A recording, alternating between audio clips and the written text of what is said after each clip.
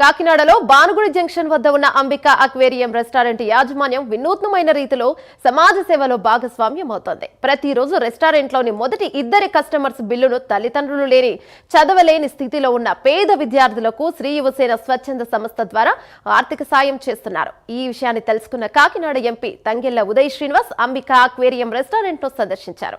ఇద్దరు నిరుపేద విద్యార్థులకు 20,000 రూపాయల చొప్పున ఆర్థిక సాయం చేయడమే కాకుండా శ్రీ యువసేన స్వచ్ఛంద సంస్థ ₹1,00,000 విరాళం ప్రకటించి తద్వారా ఆయన సహృదయాన్ని చాటుకున్నారు. సుమారు 96 మంది విద్యార్థులకు ఆర్థిక సహాయం చేసిన సతీష్ ను అభినందిస్తూ ఇలాంటి సోషల్ రెస్పాన్సిబిలిటీని ప్రతి ఒక్కరూ తీసుకోవాలని ఎంపీ ఉదయ్ శ్రీనివాస్ కొనియాడారు.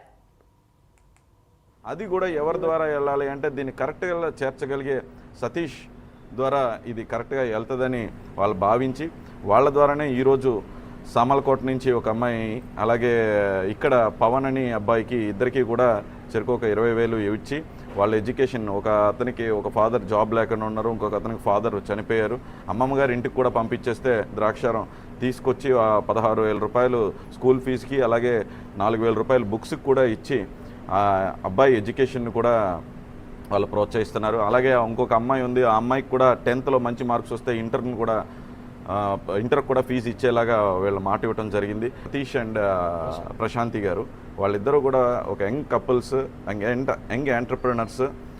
వ్యాపారం ఎదుగుదలతో పాటు వాళ్ళకి వచ్చే ఒక first bill of the restaurant అంటే అది కూడా 700కి